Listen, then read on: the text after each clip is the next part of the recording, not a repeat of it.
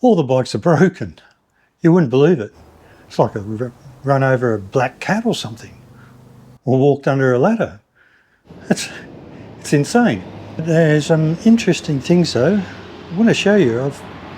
I've learned a lot, and I want to share with you what I found in this little vlog, my weekly vlog. I'm back. So the last time I was in the shed doing stuff on the bikes, I decided to revert back to the original dash, because now I've got new handlebars that will clear the radial master cylinder on the original dash. Because if you want better brakes, you've got to go for a radial master cylinder. But with the Gen 1, nothing clears. So I've got new handlebars going on, so I can get rid of this aftermarket dash, which is not that good, and we'll put it all back together. Now, the wiring harness is a drama, but I'm smiling because I've got solutions for everything. I can use the Gen 1 over there as a wiring diagram example, so I can follow along. It's just going to take time. But these other two bikes, the TLR and the ZX6R, have just jumped in on the scene, and this is now back on the back burner again because I've got to fix these two. So what happened to the TLR? There's no front wheel. Have you ever had a bike with no front fork oil, or a very old bike that had really poor dampening, and you would wheel it across the ground and it would, you could feel the forks just topping out, where the springs are just bouncing up and down and the fork tubes are extending right to their top, and it just sort of bang, bang, bang, bang, bang. No dampening. Well, that's what this would do. When I'd get it out of the shed and get it around onto the road, just wheel it around, you could feel and you could hear the forks just going bung, bung, bung, bung, bung, bung. I'm going, this is weird. I've had the forks rebuilt only recently, and they've been, I hoped, good. So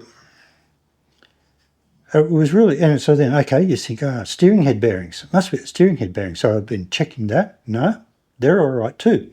So I took the mudguard off, put the stand up underneath there, and the wheel bearings are completely shot.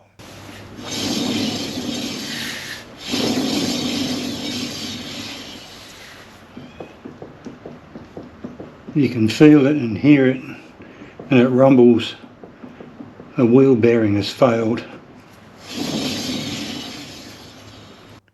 And it was a real surprise, because I thought it might have been the forks, I thought it might have been the steering head bearings, because I discounted the wheel bearings, because just before I bought this bike, the wheels were powder coated to the white, and I've never had a wheel bearing failure in all my bikes for the last umpteen dozen years. So I just sort of discounted wheel bearings. But yeah, one had failed. The other one was on the way out as well. So I took it over to a workshop, and they're replacing the bearings, which was darn lucky because they hadn't collapsed. And if the wheel had, cocked off sideways, my brand new disc would have been wrecked, or the front wheel could have locked up. So I was lucky. This stand is darn great, and you can also check to see if your front brakes are binding as well. Because I got a new set of tyres fitted to the Kawasaki, and when I got home, I put it up on the stand, and then the wheel wasn't spinning freely.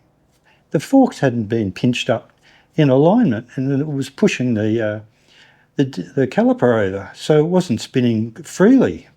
So I just redid it, and that was good to go. Once again, the stand saved the day. That's right, there's no clutch. I've been working on the ZX6R on the sag of the bike, hence that little bit of tape there. I've been doing some measurements, and everything was fine, but I went to roll the bike out to give it a wash, and it wouldn't roll. It was really hard to push back. It felt like a flat tyre, or like a flat tyre, but the tyre pressures are good.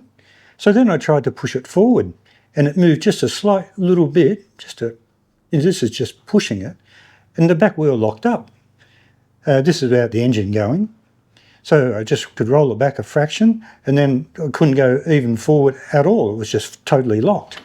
So I thought, what's going on with this now? So I thought maybe rear brake caliper, maybe that had seized onto the disc.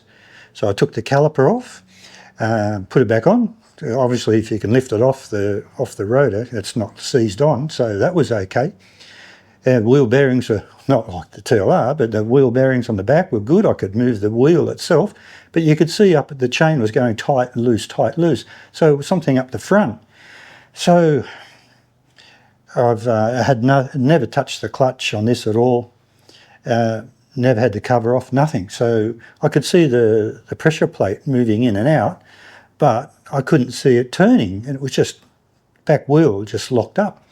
So I thought maybe like the Hayabusas where the spring bolts wind out of the pressure plate and go into the cover, maybe that had happened. But when the last ride I was on, I had no indication of anything. I just rode home, turned it off and put it in the shed. So I'm totally surprised on what the hell's going on. So been onto the internet looking for problems, and some other guys, talking about rebuilding gearboxes, seconds and third gears and stuff like this. So I thought, I'll pull the clutch out. And the clutch plates, especially the steels, show a lot of heat. It's like when you've been out to drags.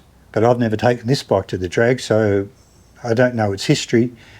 But they're really quite burnt. It doesn't make a big difference, but, okay, it's been hot. So I thought maybe it had been dragging, and then all of a sudden the gearbox had locked up, due to friction. Maybe a bearing was failing inside the gearbox. So I thought, okay, I've got to bite the bullet. But luckily, this is a cassette type of gearbox, like the race type. You can take the gear cluster out. And I thought, okay, this is the only saving grace for this bike. I'm not going to split the cases and fix a broken gear or something. I can't afford it, and the bike's not worth it. I just part it out. But when I saw that it was a cassette type, I thought, okay, have a look at a couple of videos. Okay, I can do this. So go back over to the left-hand side to take the sprocket off and get all that ready on the left-hand side, and you wouldn't believe it. The sprocket was coming off. The sprocket nut had unwound and was starting to hit the cover, and the sprocket itself, the chain and sprocket, had starting to slide off the shaft and had jammed up against the side of the case. And only because I had been pushing it, just, sitting on the bike and just, paddling the bike out the shed, that I didn't do any damage. It's only just scraped it. It didn't just break and bust everything up. So I need a new clutch, recondition the clutch with a new clutch pack and put it all back together, and I've saved a hell of a lot of damage. Incredible. You got to just listen to what's going on, and just wheeling the bike around, you can see a lot of things. Just keep a good look on, just keep checking out your bike and make sure everything's okay. It's amazing. Maybe a new bike would be nice. See you in the next one. Kevin's my name, KJ's Moto.